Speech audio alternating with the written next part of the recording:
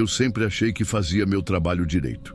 Nunca fui de conversar demais com passageiro, mas também nunca tratei ninguém mal. Faço meu horário, cumpro minha rota, volto para casa e pronto. Nada demais. Até aquela corrida. Era uma quinta-feira chuvosa, já tinha dado 11 e pouco da noite, quando recebi uma ligação direta do guichê do aeroporto de Viracopos.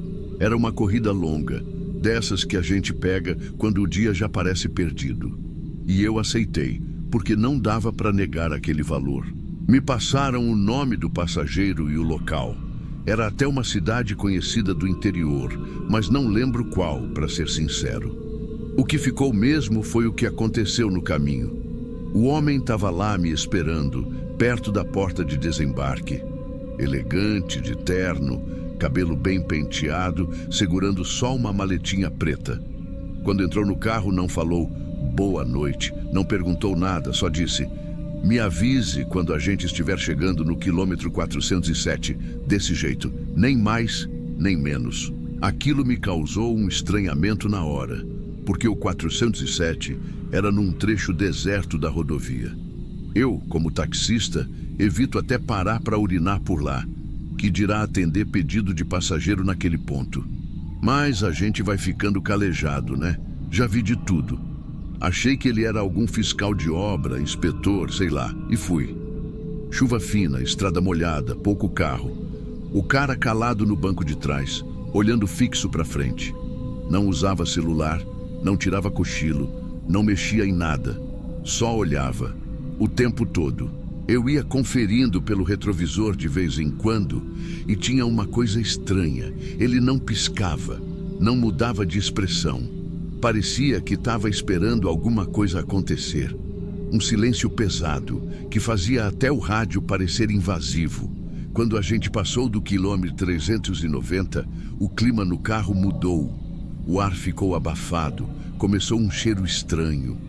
Um cheiro de mofo molhado, de carpete velho que pegou chuva e secou mal. Cheiro de coisa guardada por anos, sabe? Mas eu não tinha nada molhado no carro. Nem tinha encostado em poça nem nada. E mesmo assim, o cheiro vinha, forte, e parecia que vinha de trás. Tentei ignorar. Continuei dirigindo. A estrada deserta, só farol iluminando a água que caía. A chuva engrossou quando passamos do 400. A cada placa que marcava a distância, o nervoso dentro de mim aumentava. Chegando no 407, ele se inclinou levemente para frente e disse, pela primeira vez desde que entrou: aqui. Encostei no acostamento. Acendi o pisca-alerta. Ele abriu a porta devagar, com calma. Não levou a mala. Só desceu com a roupa impecável e andou até a mureta da rodovia. Parou ali, de frente para o mato. A chuva batendo nele e ele parado, sem se mexer. Eu fiquei olhando. 2 minutos assim. E aí ele disse: foi aqui. Falei meio sem saber o que estava perguntando. O quê? Ele virou o rosto. Pela primeira vez, olhou direto para mim. Olho no olho. Olhos fundos, escuros, sem brilho. Foi aqui que um motorista me deixou, 12 anos atrás. Disse que voltava, mas nunca voltou. Na hora meu estômago virou. A garganta secou, aquilo não fazia sentido. Eu quase ri, como quem escuta um trote, mas o jeito que ele falou era sério demais. Parei, tentei puxar da memória, e começou a vir. Uma noite, uma madrugada, muitos anos atrás. Um cara que entrou alterado no carro, parecia drogado, falava coisa com coisa. No meio do caminho, ficou agressivo, pediu para descer ali mesmo, num trecho escuro. Eu tentei insistir. Ele ameaçou quebrar o carro. Gritava, dizia que ia chamar a polícia. Eu deixei ele descer. Foi a única vez que fiz isso. Por medo.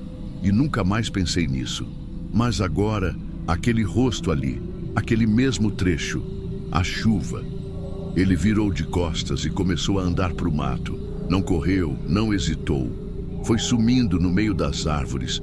Eu saí correndo do carro, gritando. Fui atrás, lanterna do celular na mão. Ei, ô moço, volta aqui! Não tinha ninguém, nem sinal, nem pegada, Nem barulho, e a chuva caindo. Voltei para o carro. A mala ainda estava ali no banco. Peguei e abri, era leve, dentro só tinha um celular, um modelo antigo, e na tela uma única imagem, uma foto. O mesmo homem, mas morto, caído na mata. Rosto meio virado, corpo em decomposição, as roupas rasgadas. Era ele, o mesmo terno, o mesmo rosto, o mesmo olhar fixo. Eu não lembro quanto tempo fiquei ali parado, chorando, suando frio, tremendo. Aquela imagem não saía da minha cabeça. Comecei a duvidar de mim mesmo, se eu estava acordado, se era uma peça da minha mente, mas a história não para aí. Dias depois, sem conseguir tirar isso da cabeça, fui conversar com um conhecido da polícia. Contei por alto. Ele achou estranho, foi pesquisar e encontrou um BO antigo. Um corpo foi achado no Calmire 407, há mais de 10 anos, em estado de decomposição. Homem não identificado, caso arquivado. O retrato falado era o mesmo rosto, o mesmo. E naquela noite, ele me reconheceu e me fez lembrar. Depois disso, minha vida não voltou ao normal. Sabe aquele tipo de coisa que cola na alma, que muda o jeito que você olha para o espelho? Pois é, desde aquela noite tudo ficou mais pesado. Eu não consigo mais pegar corrida depois das 9 da noite. Não é medo de fantasma, nem nada assim. É outra coisa, é uma vergonha que me gela, um arrependimento que fica grudado nas costas. Fico lembrando daquela madrugada antiga. Na época, eu nem tinha filho ainda. Trabalhava feito doido, virava à noite atrás de corrida. Era mais novo, mais bruto, mais impaciente. E aquele homem, que eu juro por tudo que não lembro o rosto, entrou no meu carro parecendo maluco. Estava agitado, suado, falando alto. Pedia para acelerar, depois mandava eu parar. Estava transtornado e quando pediu para descer naquele trecho escuro, eu até tentei acalmar, mas ele ameaçou me bater, puxou a porta e disse que ia descer de qualquer jeito. Fiquei com medo. Eu não sabia o que fazer. Deixei ele lá, no escuro, no meio do nada. Depois que fui embora, lembro de sentir um alívio bizarro, como se tivesse escapado de uma encrenca. E esqueci. Esqueci mesmo. Nunca mais pensei nisso. Até aquele dia no Calmire 407, mais de uma década depois. Quando ele voltou, do jeito que voltou. A mala, a foto, o jeito que ele olhou para mim, aquilo me destruiu. Fui atrás da história do corpo. Liguei para a delegacia de onde ele foi encontrado. Dei uma de curioso, falei que era para uma pesquisa.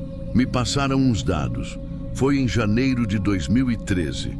Corpo masculino sem documentos. Achado por um vaqueiro que procurava bezerro perdido. O IML nunca conseguiu identificar por causa do estado de decomposição. E não tinha ninguém procurando ninguém naquela época. Não teve repercussão, mas quando mostrei a foto do celular para o meu contato, ele congelou. Disse que era compatível com o retrato falado da época, como se fosse a versão viva do morto. E aí eu pergunto, como aquele celular apareceu ali? Como aquela mala ficou no carro se ele nunca voltou? Eu não tenho resposta. Nenhuma. Só sei que desde aquela noite eu sonho. Sonho com aquele trecho da estrada. Sempre do mesmo jeito.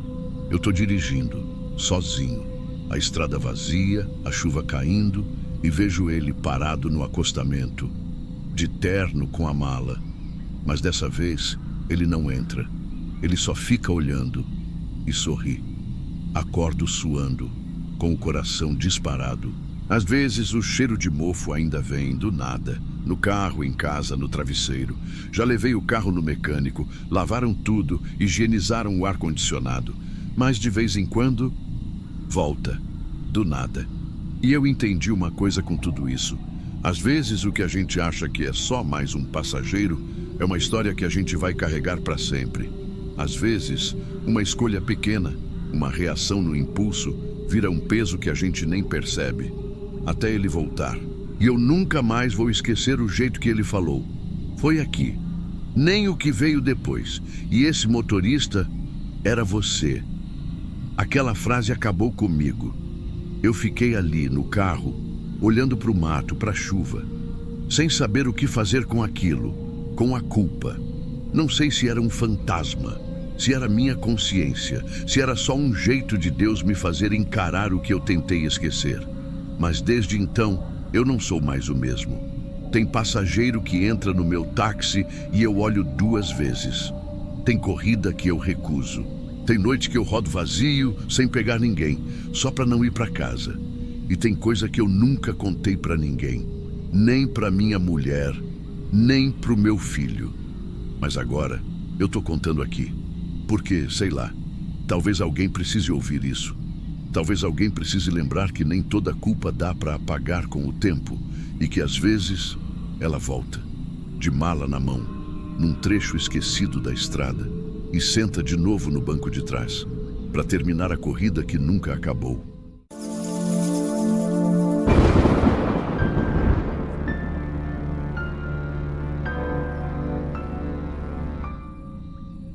Quem vê de fora acha que a gente já está acostumado, que quem trabalha de madrugada todo dia já viu de tudo, que não se assusta mais com nada.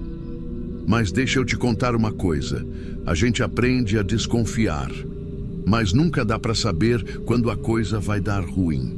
Meu nome é Alcides, tenho 55 anos, sou taxista aqui na zona norte de São Paulo há quase 25. Já levei gente chorando para o hospital, bêbado fazendo escândalo, casal brigando no banco de trás. Mas naquela terça eu quase não voltei para casa. E não foi por causa de acidente, não. Foi porque alguém me escolheu. Era por volta de 2h40 da manhã. Eu estava voltando de uma corrida que terminou perto da Santa Inês e parei num posto que sempre fico quando quero descansar um pouco ou abastecer. Estava tranquilo, céu limpo, rua vazia. Sabe aquela paz que na verdade incomoda? Pois é, foi nesse silêncio que eu reparei no cara.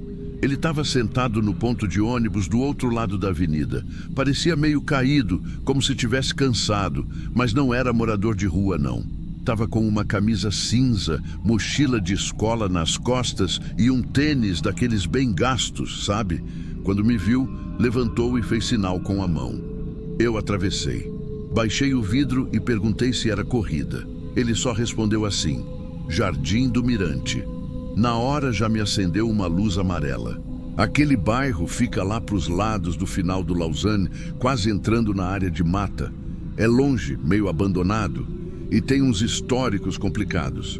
Motorista já foi assaltado lá. Mas o cara parecia inofensivo. Nem levantava a voz. E sei lá, a gente fica com dó, pensa que pode ser só alguém voltando do trampo. Eu aceitei. Ele entrou no banco de trás e ficou mexendo no celular. Só falou, pode ir reto, depois eu falo onde virar. Eu comecei a corrida, normal. Uns 15 minutos andando por vias maiores. Mas conforme a gente ia entrando em ruas menores, mais apagadas, eu comecei a notar umas coisas.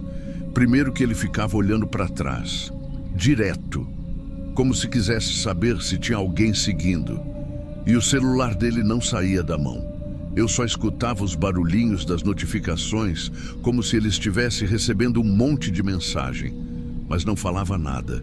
Nenhuma conversa comigo, nenhum tá indo certo. Só olhava, digitava e olhava para trás. Foi ali que meu estômago virou. Sabe quando você sente que tem alguma coisa errada, mas não sabe o que ainda? Eu comecei a dirigir mais devagar, prestar atenção nos arredores. Nenhum carro na rua, nenhuma casa com luz acesa. Depois de uns 10 minutos nessa pegada, ele diz: vira nessa viela aqui. Eu olhei. Era uma entrada apertada, sem saída visível, com mato alto dos 2 lados e um poste torto piscando luz no final. Era o tipo de lugar que qualquer motorista com o mínimo de juízo evita entrar de noite. Eu só respondi, tentando manter a calma. Desculpa, chefe. Viela de madrugada, eu não viro não. Ele mudou de tom. Não gritou, não ficou bravo, mas ficou mais firme. É o endereço que me mandaram. É ali que eu tenho que descer. Ali me deu um estalo. Me mandaram. Ele não disse onde eu moro, nem onde eu tô indo. Ele falou, me mandaram. como se ele estivesse sendo guiado, como se ele fosse parte de uma coisa maior. Eu olhei de novo para a viela e, juro, vi uma sombra se mexendo lá no fim. Não era grande, mas era rápida e não era cachorro. Eu não entrei. Disse que ia dar a volta, que era mais seguro por outro lado. Ele ficou quieto, não questionou, só voltou a mexer no celular como se estivesse reportando que eu não tinha caído. Encostei o carro um pouco mais à frente e desliguei. Disse que tinha dado problema no motor e fui abrir o capô. Mas na verdade ali foi meu último recurso. Eu peguei o celular e disparei a mensagem de emergência. Era uma mensagem automática que eu tinha configurado meses atrás, depois de ver um vídeo de motorista sendo encurralado. Era simples. Emergência, Zona Norte. Me sigam por GPS. Alcides. Enquanto isso, eu fingia que mexia no motor. O coração parecia que ia explodir. Eu escutava passos. E não era só ele saindo do carro, não. Era gente no mato. E vinha de dois lados diferentes. Um som de galho quebrando de leve. Outro som mais longe, de um passo afundando na terra molhada. Foi aí que eu vi a luz. Uma lanterna, meio tremida, apontada do fim da viela. E ali, meu amigo, foi instinto. Joguei o capô com tudo, pulei para o banco do motorista e bati a chave. O carro pegou na primeira. A hora que eu acelerei, ele tentou me segurar pelo banco, gritou alguma coisa, mas não deu tempo. Engatei e saí feito louco. Ele tentou se jogar para frente, segurar meu ombro, mas tomou com tudo o tranco da arrancada e foi parar de lado, quase caindo no banco. Eu saí em zigue-zague, desviando de buraco, acelerando tudo que o carro aguentava. Nem olhei mais para trás. Meu foco era só achar um lugar iluminado, com gente e com câmera. Depois de umas 3 quadras, vi a luz forte de um posto 24 horas. Entrei cantando pneu, buzinei sem parar e estacionei bem na frente da loja de conveniência. Saltei do carro sem fechar a porta, apontando para o cara lá dentro e gritando: "Chama a polícia, agora!" Quando olhei para o banco de trás, ele não estava mais lá. Não vi porta abrindo, não vi ele correndo. Nada. Parece que ele sumiu no caminho. Eu fiquei tonto com a adrenalina saindo pelas orelhas. Liguei para a polícia direto, expliquei tudo o que deu para explicar e pedi para olharem nas câmeras da região. O frentista que me atendeu disse que já tinha ouvido outros motoristas falando de corridas estranhas para aquela área e que 2 sumiços recentes tinham começado exatamente assim: passageiro de madrugada, ponto de ônibus e destino naquela mesma direção. A viatura chegou em menos de 10 minutos. Me pediram para indicar o local exato onde ele queria que eu entrasse. Fomos até lá, dessa vez com 2 carros juntos. Quando a gente parou perto da viela, os policiais desceram armados. Tinha uma trilha de pegadas no barro. E, segundo eles, sinal claro de movimentação recente. Um dos PMs comentou que ali já era alvo de investigação. Um terreno baldio ao lado da viela vinha sendo monitorado por causa de denúncias anônimas. E na manhã seguinte, depois de voltarem com reforço e cães farejadores, encontraram uma coisa que eu nunca mais conseguia esquecer. Era um buraco coberto com tábuas. Ali dentro, enterrados de qualquer jeito, tinha restos de 2 homens. Um ainda estava com o crachá pendurado no bolso da calça. Era de uma cooperativa de táxi. O outro, sem documento nenhum, mas com a aliança ainda na mão. A perícia confirmou. Os 2 tinham desaparecido fazia semanas. Mesma região, mesmo padrão. E sabe o que mais me marcou? Os 2 tinham mandado mensagem de última corrida para a esposa ou para a central. Exatamente no mesmo horário, entre 2h30 e 3h da manhã. Eu dei sorte. Não sei se foi o medo que me empurrou, se foi a cabeça fria que segurou a bronca, ou se foi Deus que me puxou pelo colarinho e me disse: "Vira não, Alcides." Mas depois daquilo, nunca mais trabalhei de madrugada. Nunca mais parei para passageiro sozinho em ponto escuro. E toda vez que eu vejo aquelas matérias no Facebook de taxista que sumiu de corpo achado em terreno, Eu penso no que teria sido de mim se eu tivesse virado naquela viela. Talvez meu nome estava no lugar deles. Talvez essa história aqui nem existia.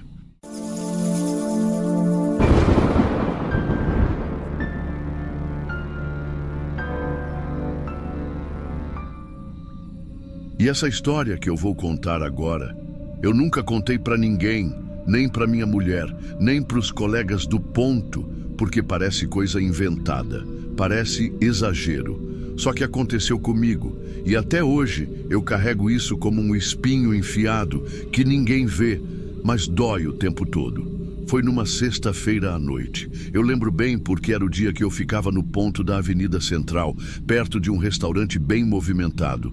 Era perto das 9h30 quando ele apareceu. Um homem elegante de uns 50, 60 anos. Rosto limpo, cabelo penteado para o lado, blazer cinza escuro, tudo muito arrumado. Parecia gerente de banco aposentado. Abriu a porta de trás e falou assim, bem calmo. Hoje eu só queria dar umas voltas. Não gosto de ficar muito tempo parado em casa, falou sorrindo. Mas sabe aquele sorriso que não encosta no olho? Que parece desenhado, meio vazio? Foi o que me deu arrepio na hora. Mas eu não sou de negar corrida. Perguntei para onde ele queria ir e ele disse: por aí, qualquer direção serve. Dirigi por quase 40 minutos. Ruas residenciais, avenidas, até parte da Zona Leste. Ele ia dizendo devagar onde virar.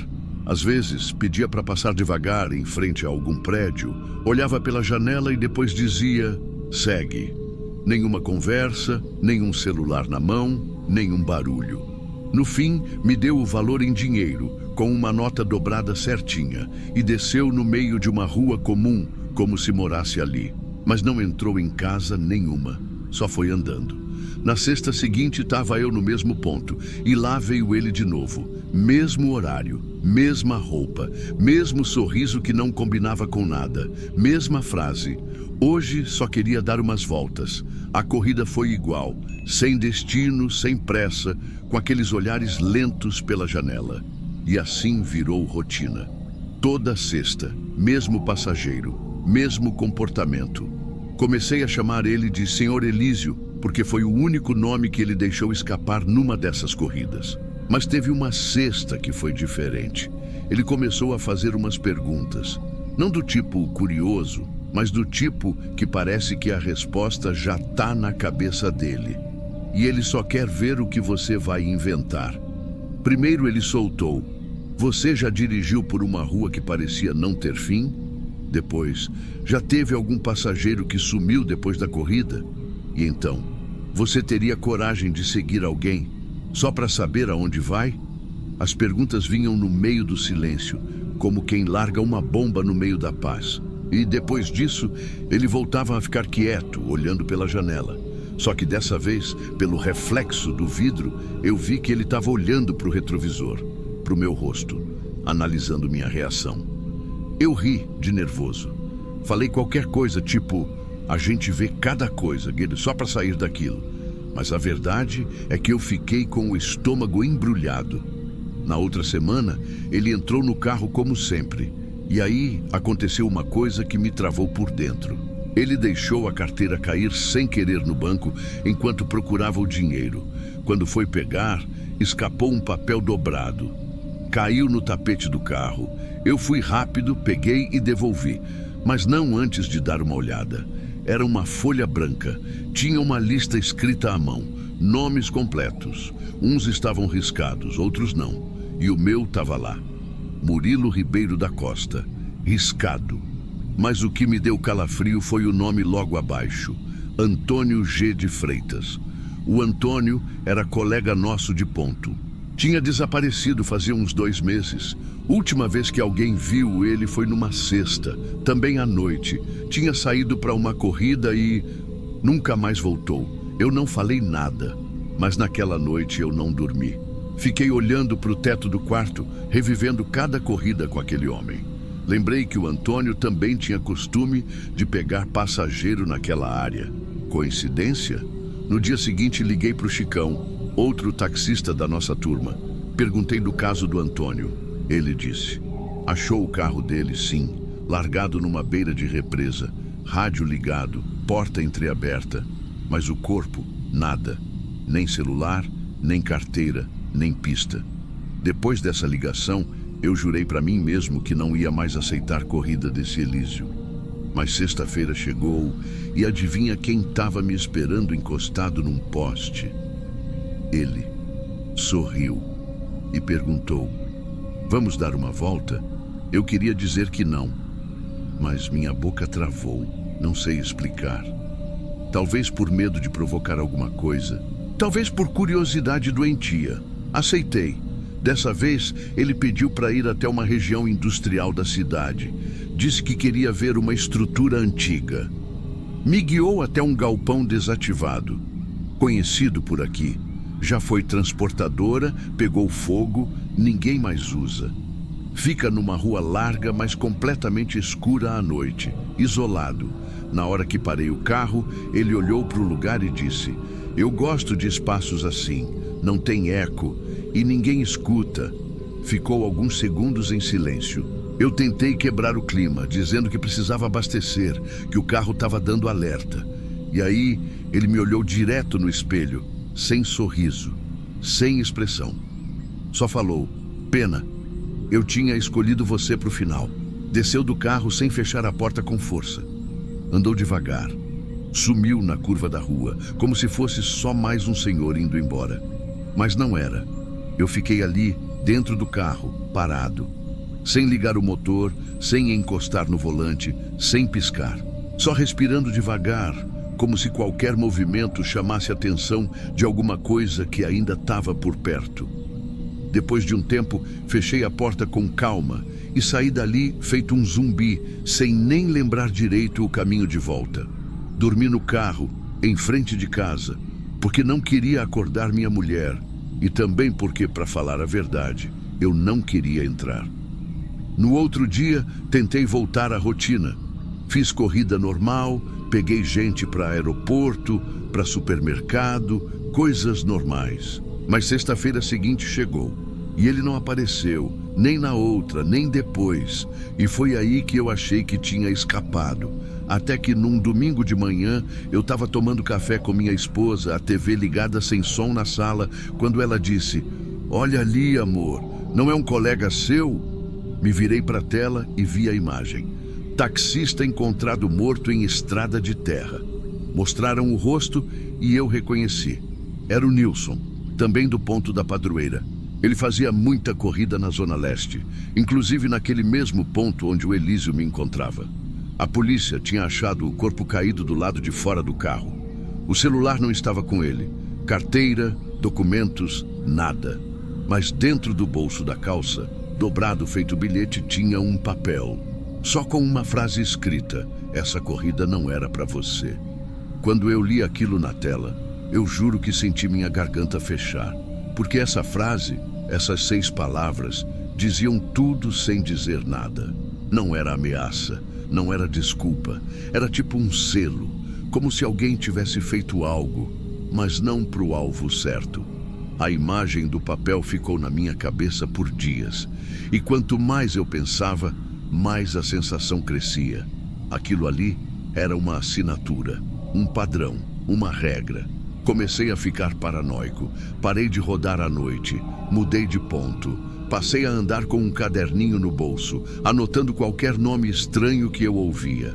Mas nada mais aconteceu, nem sinal do Elísio, nenhuma outra corrida como aquelas. E a lista, que eu vi só por um segundo, ficou gravada como uma fotografia. Eu tento lembrar se vi outros nomes nela. Às vezes sonho com aquilo.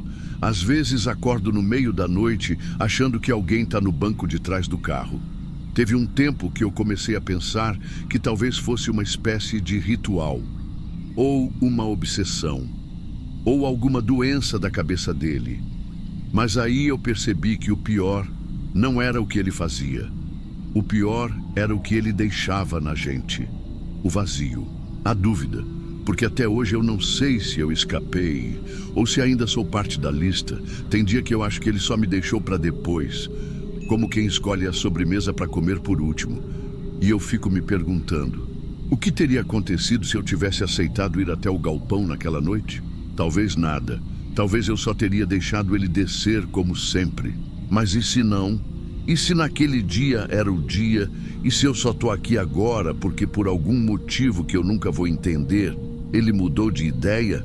Hoje em dia, toda vez que entra um passageiro calado no banco de trás, eu olho no retrovisor e espero ver um papel branco escapando do bolso. E quando me perguntam por que eu parei de dirigir à noite, eu só digo que cansei da madrugada. Mas a verdade é que não foi o medo que me fez parar. Foi o silêncio. Porque o silêncio dele ainda me acompanha. E se tem uma coisa que eu aprendi naquela época, é que quando um passageiro nunca escolhe o destino, talvez seja porque o destino já escolheu alguém.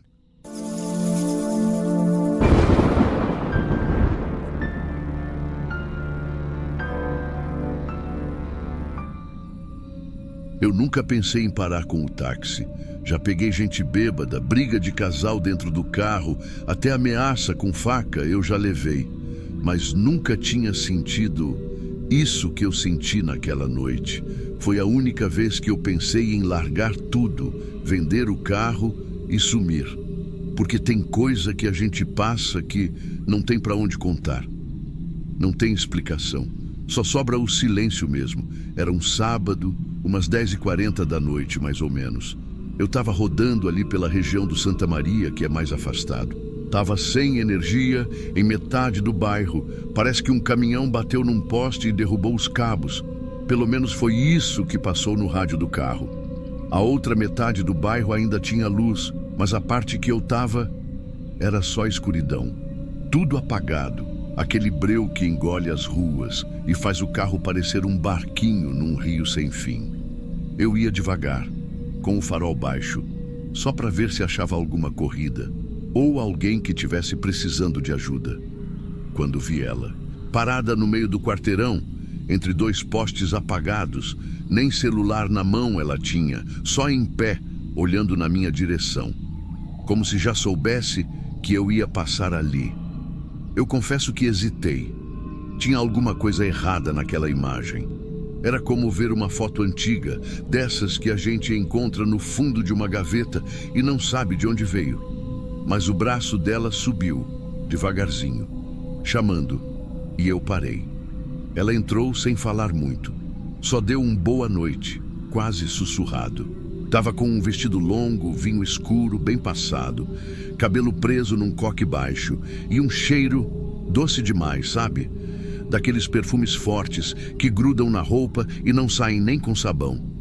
Ela não me passou o endereço, só falou assim, bem calma. É logo ali, não demora. E apontou com o dedo.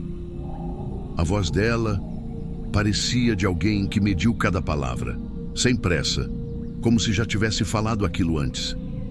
Eu fiquei esperando mais alguma coisa, mas ela não disse, só apontava e falava. Vira ali, agora segue, eu te aviso. E eu fui. Entrei por umas ruas que eu nem lembrava mais que existiam. Vi elas apertadas, umas calçadas todas comidas pelo mato, um silêncio estranho, pesado, como se ali não morasse mais ninguém, como se as casas tivessem parado no tempo. E tudo que restou foi aquele breu, aquele cheiro e o som do carro andando devagar. A cada curva, parecia que eu ia mais fundo em alguma coisa, como se eu tivesse entrado num lugar que não era para mim. E o pior, ela não tirava os olhos de mim. Pelo retrovisor, eu via ela me olhando o tempo todo, sem piscar, com um sorriso leve, quase apagado, como quem sabe de um segredo que você ainda vai descobrir. Eu comecei a sentir um frio no braço esquerdo, um arrepio constante. Cheguei a olhar para ver se a janela estava aberta, mas não estava. O ar do carro nem dava conta de explicar. Era um frio que vinha de dentro. Depois de uns 15 minutos rodando, ela falou, agora pode parar. Eu cheguei. O lugar era um sobrado, mas parecia abandonado fazia tempo. Portão todo enferrujado, muro com rachadura, nada de luz, nem poste, nem dentro da casa. Tudo escuro, mas ela desceu com tranquilidade, como quem volta para casa todo dia. Na hora que ela fechou a porta, virou para mim e disse: "Obrigada por ter vindo. Agora falta você." E entrou. Só que a porta nem pareceu mexer, não fez barulho. Eu fiquei olhando, esperando ouvir a tranca ou ver alguma luz lá dentro, mas nada. Parecia que ela tinha desaparecido, como se tivesse se misturado com a casa. Desci do carro, meio sem saber por quê. Eu devia ter ido embora, mas tinha alguma coisa me puxando. Fui até a calçada, encostei no portão, tentei olhar lá para dentro, mas não vi nada. A casa era um breu só. Voltei para o carro, liguei o farol alto e joguei a luz direto no sobrado. Foi aí que aconteceu. Eu ainda estava com a mão no volante quando joguei o farol alto na direção da casa. A luz pegou em cheio nas janelas do segundo andar e foi aí que eu vi. Tinha alguém parado ali, atrás do vidro empoeirado, bem no centro da janela, me olhando. E não era qualquer pessoa, era eu juro por tudo, era eu. Com a mesma jaqueta, o mesmo boné, a mesma postura. Só o olhar era diferente. Um olhar vazio, morto, sem piscar. Como se ele, sei lá, já estivesse ali fazia muito tempo. Fiquei paralisado. O motor do carro ainda ligado, o farol aceso, mas eu não conseguia mexer nada. A única coisa que eu sentia era aquele cheiro doce voltando, forte, tomando conta do carro, e aquilo me travou por dentro. O coração batia como se estivesse tentando sair. E o meu aquele na janela, só olhava. Demorou um tempo até eu conseguir virar o rosto. Quando olhei de novo, a janela estava vazia, mas parecia que o ar ainda estava carregado, como se tivesse ficado uma sobra ali, uma sobra minha, um pedaço meu. E eu fui embora. Não olhei para trás. Dirigi sem rumo aquela noite. Fiquei horas dando volta por Aracaju até o sol clarear o céu. Eu não conseguia voltar para casa. E pior, eu não sabia se tinha sonhado, se era algum tipo de alucinação, ou se aquilo foi real mesmo. Uns dias depois, eu criei coragem de voltar lá. Pensei que, se visse a casa de novo, talvez entendesse alguma coisa. Talvez visse o rosto de alguém, ou uma placa com um número, ou até mesmo ela, sei lá. Mas quando cheguei no ponto, a casa não estava mais lá. No lugar, só tinha um terreno vazio. Capim alto, alguns entulhos, um mato seco no canto. E uma placa de "vende-se" meio torta, comida de ferrugem. Estava lá desde 2007, segundo o papel plastificado que tinha pendurado no arame. Eu conferi a rua 3 vezes. Era o mesmo cruzamento. Mesma esquina, mesmo poste quebrado. Não tinha erro, mas o sobrado sumiu, como se nunca tivesse existido. Eu não contei para ninguém por muito tempo, nem minha mulher, nem meus colegas de ponto. Eu fiquei com medo de parecer que estava surtando, mas também eu não queria que aquela história saísse de mim.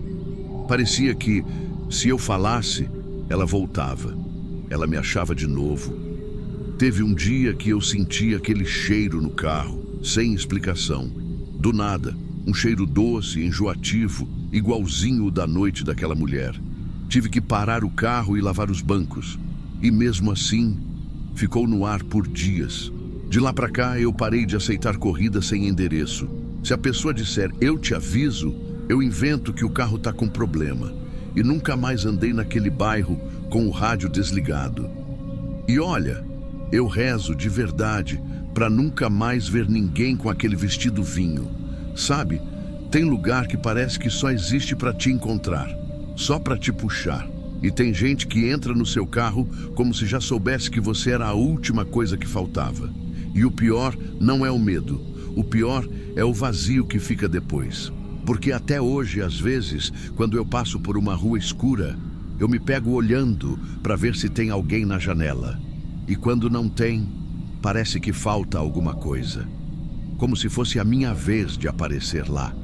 Tem dias que eu acordo no meio da noite com a sensação de que tô dentro do carro de novo, parado, com a mão no volante, esperando alguém descer e dizer: "agora falta você".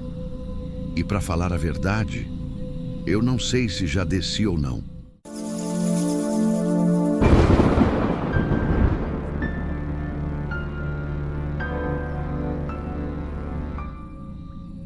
Meu nome é Vanderlei, tenho 41 anos, sou taxista aqui em Belo Horizonte, mais pro lado do Barreiro. Faço ponto ali perto do terminal de ônibus, naquela pracinha onde tem o relógio quebrado faz uns anos já. Eu não sou de acreditar nessas coisas que o povo conta, não. Mas tem dia que a gente vive uma coisa que não tem como esquecer. E que muda o jeito da gente ver o mundo, sabe? Isso foi numa terça-feira à noite. Tava quase encerrando o turno, faltavam uns 20 minutos para eu ir embora. Eu gosto de trabalhar até umas 11 e pouco, porque depois disso o movimento morre e só aparece coisa ruim. Era uma noite parada, céu encoberto, aquele tipo de tempo que parece que está esperando alguma coisa acontecer. Foi quando ela apareceu. Estava sentada num banco da praça, bem na sombra, com uma sacola plástica azul no colo. Quando eu parei no ponto, ela levantou e veio direto, sem perguntar nada.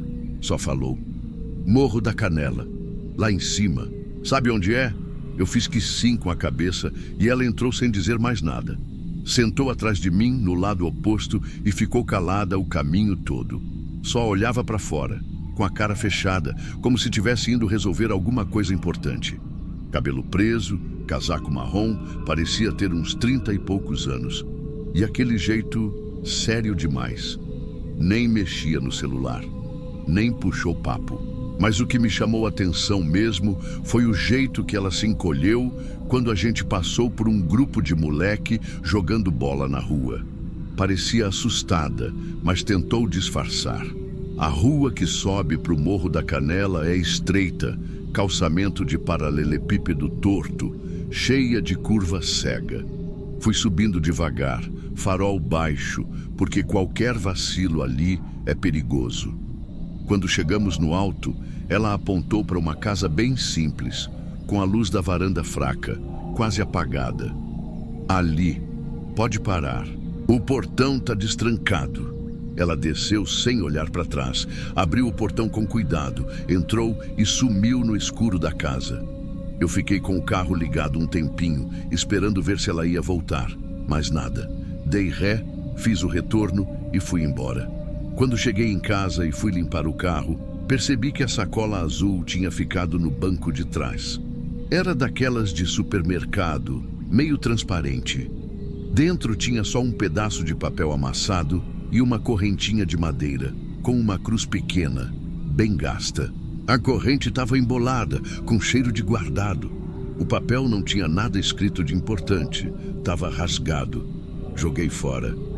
Mas a correntinha, não sei porquê, mas guardei. Coloquei no porta-luvas e fechei. No outro dia, fiquei com aquilo na cabeça.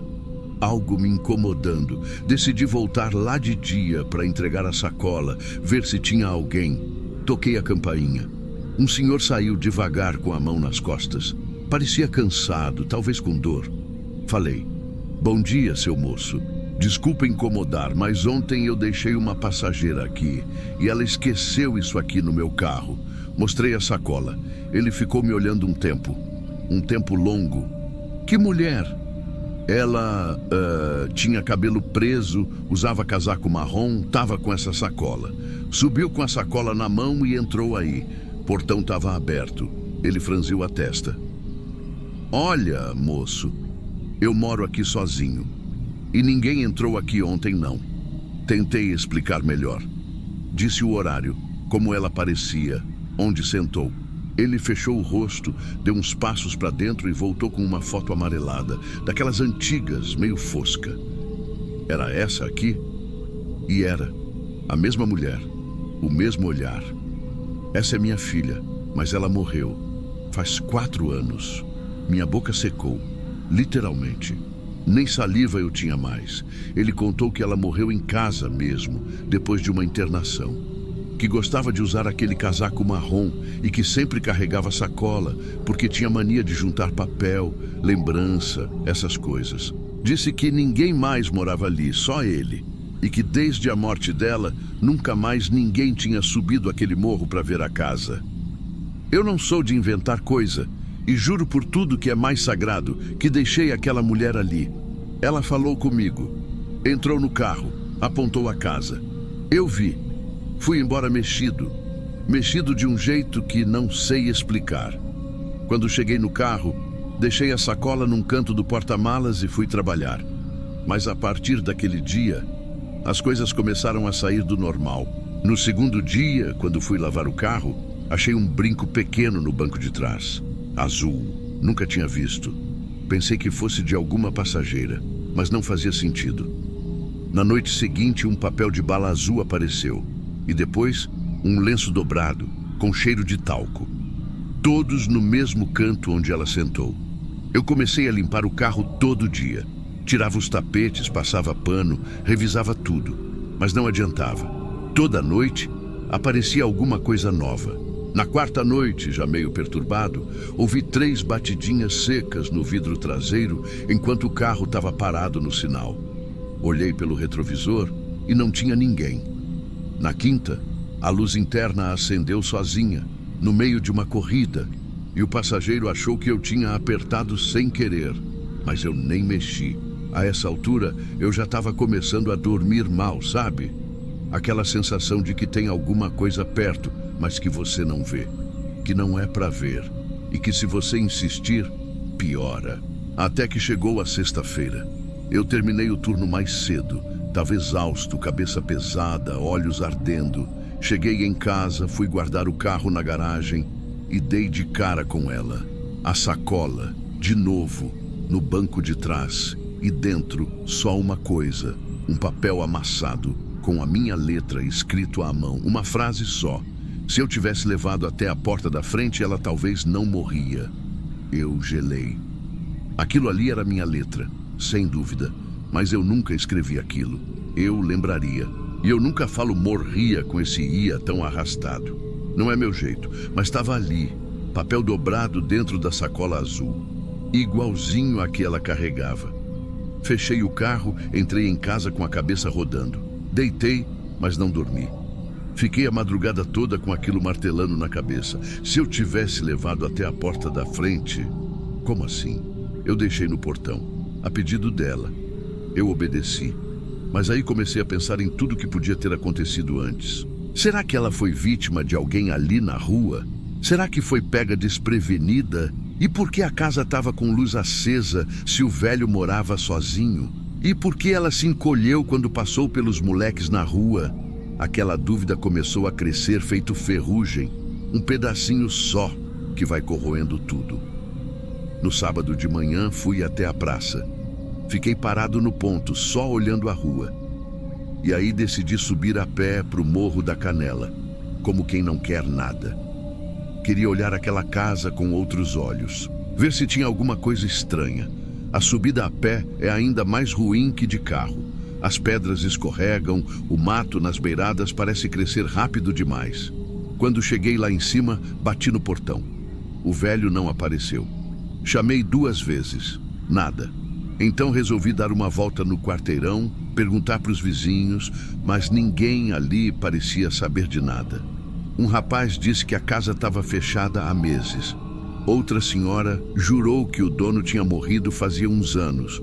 Como assim? O homem falou comigo 2 dias antes, me mostrou a foto da filha, me contou da morte dela. Agora dizem que ele morreu também. A casa parecia normal por fora, mas quando olhei com mais atenção, notei que tinha algo errado no telhado. Uma parte coberta com lona azul, bem velha, presa com pedra. Azul, de novo, como a sacola, como os objetos que estavam aparecendo. Voltei para o táxi. Sentado no banco do motorista, fiquei olhando o retrovisor e o lugar onde ela sentou. Eu ainda conseguia lembrar o peso do corpo mudando a suspensão, o som da porta fechando, a forma como ela disse, ali pode parar. Tudo ainda estava vivo demais na minha cabeça para ser invenção. Acho que foi nesse momento que caiu a ficha. O problema não era saber se ela era viva ou morta. O problema era por que ela apareceu para mim. Porque naquele dia, naquela hora, comecei a pensar se, de alguma forma, eu não tinha cruzado o caminho dela tempo atrás. Talvez eu tenha passado por ela numa noite qualquer, recusado uma corrida ou ignorado alguém na beira da rua. Eu sou taxista e sim, às vezes a gente escolhe passageiro por instinto, por medo, por cansaço. Talvez eu tenha deixado ela ali antes, num passado que eu esqueci. E agora ela voltou, não para me assustar, mas para lembrar, para empurrar alguma coisa que ficou atravessada. Na segunda-feira, não trabalhei. Passei o dia em casa sozinho, olhando para a correntinha que eu guardei no porta-luvas. A madeira estava mais escura agora. Parecia molhada por dentro, como se absorvesse tudo. Eu pensei em jogar fora. Pensei em deixar a sacola em algum canto da cidade, devolver para onde veio. Mas não tive coragem. Era como se aquilo já fosse parte do carro, parte de mim, e eu não queria mexer mais. Tinha medo do que poderia aparecer no dia seguinte. O tempo passou. Não muito. 2 semanas. Os objetos pararam de aparecer. A sacola sumiu. A luz não acendeu mais. As batidas cessaram. Mas ficou a sensação. Aquele vazio estranho, como se a presença tivesse ido embora só depois de cumprir o que precisava. E aí, uma noite dessas, levando uma passageira para a estação do metrô, ela comentou do chaveiro que eu usava, a correntinha de madeira, agora pendurada na alavanca do câmbio. Disse que parecia antiga, e eu respondi que era mesmo e que tinha uma história, daquelas que a gente não conta por inteiro. Porque no fundo, é isso que ficou de tudo. Uma história que não tem começo claro, nem fim definido. Só uma presença, um gesto, uma culpa que talvez nem seja minha, mas que agora mora comigo. E toda vez que algum passageiro senta naquele banco de trás, eu olho pelo retrovisor. Não porque eu espero ver ela de novo, mas para ter certeza que, se um dia ela voltar, eu levo até a porta da frente.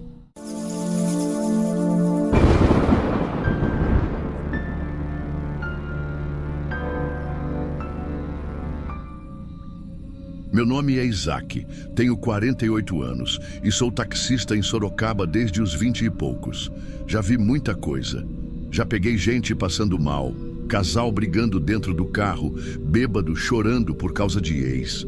Mas nunca achei que fosse viver uma coisa que nem sei explicar direito até hoje.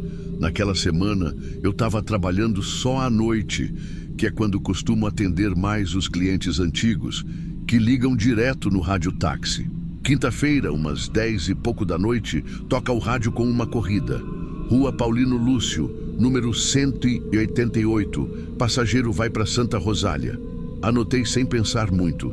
Achei estranho só pelo horário mesmo, porque aquela rua ali não tem muito movimento depois das 8. É um lugar mais afastado, pouca iluminação, meio apagado, sabe? Mas nada que me assustasse. Tô acostumado. Cheguei lá por volta de 10h25. Parei em frente ao número indicado e logo vi o rapaz. Devia ter uns 20 anos, moletom azul escuro, mochila preta nas costas, fones pendurados no pescoço. Tava encostado no poste, olhando para o chão.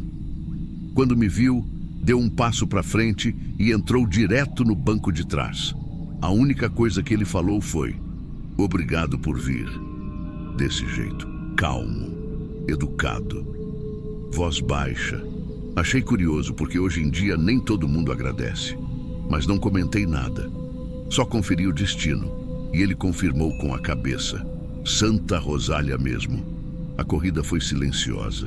Ele ficou olhando pela janela o tempo inteiro. Não mexeu no celular, não falou nada, mas também não parecia desconfortável.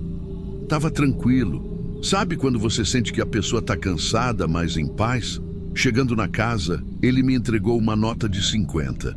Peguei o troco, entreguei e ele agradeceu de novo com aquele mesmo tom sereno. Obrigado por vir. Desceu do carro e entrou pelo portão. Fui embora achando que tinha sido só mais uma noite tranquila. Nem comentei nada com ninguém. Mas aí veio o sábado. Estava parado no ponto da Nogueira Padilha quando um colega, o Zé Mauro, mostrou uma notícia no celular. "Olha isso aqui, Isaac." Menino foi atropelado na terça-feira à noite na Paulino Lúcio. Tava voltando para casa do cursinho. Eu bati o olho na foto e gelei. Era o mesmo garoto, mesmo rosto, mesmo moletom, mesma mochila, tudo. Eu até falei, esse menino aqui eu levei quinta-feira à noite. Peguei ele na mesma rua. O Zé deu risada, achando que eu tava confundindo, mas não tinha como. Era ele. E aí me deu um negócio ruim por dentro. Porque, como? Se ele morreu na terça, como eu levei ele na quinta? Pensei em 1000 explicações. Talvez fosse alguém parecido, mas aquela voz, aquela frase, obrigado por vir, me marcou. Corri até a base do radiotáxi, pedi para escutar o registro da ligação daquela quinta-feira à noite. Os caras puxaram o histórico, olharam e disseram que não tinha nenhum chamado para a Rua Paulino Lúcio naquele dia. Falei que tinha sim, mostrei até o papel que eu anotei. Eles conferiram de novo. Nada. Foi aí que pedi para ver de onde veio o número da ligação. O atendente puxou o protocolo e me mostrou. Quando eu vi, minhas pernas bambearam. O número que aparece no registro era o meu celular, como se eu mesmo tivesse ligado para pedir a corrida. Na hora, eu até achei que estava lendo errado. Pedi para confirmar. O atendente puxou o histórico na tela de novo e disse, tá aqui ó, ligação registrada às 22h15, número de origem, esse aqui. E apontou direto para o meu. Eu fiquei ali parado, com um nó na garganta, porque eu tinha certeza que, naquela hora, eu estava em casa, esperando o rádio chamar, e não tinha pegado no celular, muito menos para ligar para o próprio ponto e inventar uma corrida. Tentei argumentar, procurei alguma explicação lógica, pensei, vai ver o sistema tá bugado, confundiu os números, mas o atendente ainda mostrou os logs, tudo certinho, horário, duração da chamada, voz masculina do outro lado, que segundo ele era baixa e direta. Rua Paulino Lúcio, 188. Um rapaz indo para Santa Rosália. Só isso. Saí da base com a cabeça latejando. O Zé Mauro ainda me chamou para tomar um café ali perto, mas eu nem consegui. Voltei para o carro e fiquei parado, olhando para o nada, tentando puxar cada detalhe daquela noite. O jeito do menino, a roupa, a voz. Mas o que mais me voltava à mente era aquela frase. Obrigado por vir. Não era um valeu, nem um obrigado, como a maioria fala. Era obrigado por vir. Como se ele soubesse que eu poderia não ter ido. Como se aquilo fosse importante. Como se fosse um favor maior do que só dar uma carona. Fiquei uns dias mexido com isso. Tentei esquecer. Me convenci de que podia ter sido alguém muito parecido. Mas aí, no domingo à noite, parei na padaria perto da casa onde deixei ele. Conversei com o dono, que é cliente antigo. Perguntei se conhecia um rapaz com aquelas características que morasse ali. Ele pensou um pouco e falou, tem sim, tinha na verdade. Era o Renan, filho da dona Silvia. Morava ali naquela casa da esquina, mas morreu esses dias, atropelado indo para casa. Eu gelei de novo. Era a mesma casa onde eu tinha deixado ele. Quinta-feira. Perguntei se alguém tinha comentado sobre ele ter saído na quinta, algo assim. O homem me olhou meio torto e respondeu, que quinta, moço? O velório foi na quarta. Voltei pro carro com uma sensação que nunca mais saiu de mim. Era como se eu tivesse carregado alguém que não devia mais estar aqui. Ou pior, como se alguém tivesse me usado para fechar um último trajeto. E até hoje eu não sei o que foi aquilo. Só sei que aconteceu. E toda vez que passo naquela rua, eu olho para o ponto de ônibus, meio sem querer. Porque lá no fundo, parece que ainda vou ver o rapaz de moletom azul esperando, quieto, com a mochila nas costas. E se um dia ele aparecer de novo, eu não sei o que faço. Mas tem uma coisa que nunca mais saiu da minha cabeça. A frase, do jeito que ele disse, calmo, direto, com aquele olhar estranho. Obrigado por vir. Pouca gente chega até o fim, e quem chega, carrega a tua história com ele. Se você tá aqui, é porque sente o que a gente sente. Então entra pra família, se inscreve no Diário de Terror. Aqui a gente não só ouve histórias, a gente guarda.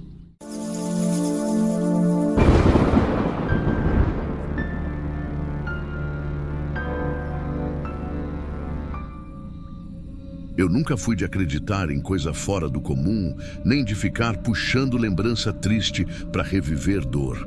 Mas tem história que não é sobre entender, é só sobre respeitar. E essa aqui ficou comigo de um jeito que eu não consigo explicar. Meu nome é Rogério, tenho 39 anos, sou taxista aqui em Curitiba há quase 15. E como quase ninguém da praça gosta de rodar domingo de manhã, essa sobra para mim.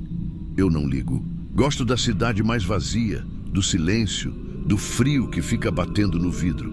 Era uma dessas manhãs geladas, com neblina nos vidros e o rádio quase mudo, quando eu recebi o chamado. Rua tranquila no Água Verde. Casa antiga, jardim na frente. Parei na calçada e esperei. 1 minuto, 2, aí ele apareceu. Um senhor já bem idoso, devia ter seus 75. Paletó marrom de lã, boné desbotado na cabeça e uma caixa de sapato nas mãos, amarrada com um barbante vermelho. Caminhava devagar, com aquele cuidado de quem já não confia nas pernas. Eu desci para abrir a porta de trás. Ele agradeceu com um aceno de cabeça e entrou no carro. "Pro Cajuru, por favor", ele disse baixo. "Entrada lateral." Eu confirmei e seguimos. Ele ficou em silêncio a maior parte do tempo. Só olhava pela janela, com os olhos meio perdidos. Só 1 hora ele murmurou, como se falasse com ele mesmo. "Hoje eu vou vê-lo. Tô levando o que ele mais gostava." Fiquei curioso, claro. Tentei puxar assunto, perguntei se estava tudo bem, se ia visitar alguém. Ele só sorriu daquele jeito triste e fez que sim com a cabeça. E segurou a caixa com as 2 mãos firme, como se fosse frágil demais para deixar cair. O trajeto foi curto. Quando chegamos na lateral do Hospital Cajuru, ele pediu para parar antes da porta de vidro. Agradeceu mais uma vez e saiu devagar, como se os pés pesassem demais. Eu fiquei olhando ele se afastar e não sei porquê. Continuei parado ali, só vendo ele sumir lá para dentro. Foi então que eu percebi. A caixa estava no banco de trás. Primeiro pensei em buzinar, mas ele já tinha entrado. Peguei a caixa e fui até a recepção. Entrei, mostrei para a moça do balcão e falei: "Um senhorzinho acabou de entrar aqui, de paletó marrom. Esqueceu isso no meu carro." A recepcionista me olhou estranho. A expressão dela mudou. Ela perguntou: "O senhor disse paletó marrom?" Eu confirmei. E aí ela fechou um pouco o semblante, como quem mede as palavras antes de falar. "Moço, o senhor Joaquim faleceu faz 2 semanas. Ele vinha aqui todos os dias enquanto o filho estava internado. Mas depois que o menino morreu, ele nunca mais apareceu." Ainda em pé, eu ouvi a recepcionista se explicar. Ele era tão devoto. Sempre trazia essa caixa, carregada com um misto de esperança e saudade. Mas depois que o menino, Léo, partiu, algo se quebrou dentro dele. Confuso e sentindo um aperto no peito, pedi para falar com alguém da direção, mas ninguém tinha mais informações além do que ela já dissera. Voltei ao táxi com a caixa na mão, agora pesando mais do que o material em si. Era como se contivesse o próprio tempo parado. De volta à rua, o frio parecia cortar e eu não conseguia tirar da cabeça aquele sussurro contido que o senhor proferira. "Hoje eu vou vê-lo. Tô levando o que ele mais gostava." Decidi então levar a caixa para minha casa. Queria entender, de alguma forma, aquele gesto tão silencioso, tão repleto de dor e amor. Ao chegar em casa, sentei na poltrona velha e, com cuidado, abri a caixa. O interior revelou um desenho infantil feito com lápis de cor, já amarelado pelo tempo. No desenho, uma representação simples e inocente de um menino brincando em meio a flores. Por cima, uma assinatura: "Para o meu pai, Léo, 2003. No verso, escrito em letras trêmulas, estava a mensagem que transformou aquela caixa num relicário. Filho, papai ainda guarda. O peso das palavras me atingiu de forma inesperada. Entendi naquele instante que o Sr. Joaquim havia trazido não um presente, mas uma memória viva. Em cada traço do desenho havia o rastro do tempo que não apagava a presença de Léo. O menino que, mesmo partindo cedo demais, continuava a viver na alma do pai. Eu me peguei imaginando o homem, solitário e fiel, visitando o hospital dia após dia, numa tentativa de manter acesa a esperança de ver seu filho um último tempo. Ou talvez uma forma de expressar o amor que nunca morreu. A caixa era, mais do que um container, era a prova de que, mesmo na dor imensurável, há espaço para gestos simples. Uma lembrança que resiste à passagem do tempo. Lágrimas silenciosas quase me escaparam, mas me segurei. Não era meu lugar se perder naquele luto alheio. Guardei o desenho num cantinho da casa e senti que, de algum jeito, aquele retrato infantil foi deixado para me lembrar de que o amor transcende a vida. Fechei os olhos e tentei imaginar o velho Joaquim, com o rosto marcado pela tristeza, mas também iluminado pela memória doce de seu filho. Não havia desespero em seu gesto, havia uma resignação bonita, quase solene, de quem aceita a partida sem esquecer. Naquele momento, compreendi a profundidade da despedida. Eu, simples taxista, tinha sido testemunha de uma última jornada, de um amor que se recusava a ser apagado pelo tempo.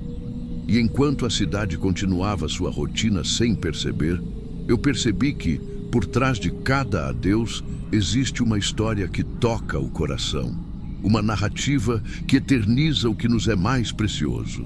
Fechei a caixa e, olhando pela janela, senti o frio se misturando à saudade, enquanto o eco daqueles momentos se tornava parte da minha própria história. Talvez, de algum modo, o que ele carregava era mais do que um desenho. Era a prova de que, mesmo na ausência, o amor permanece, sussurrando baixinho para aqueles que têm coragem de ouvir. E assim, com o coração apertado e a alma mais leve por ter tocado a verdade de um amor eterno, sigo na memória daquela corrida, da última viagem de um homem que, até o fim, buscava o filho que já havia partido.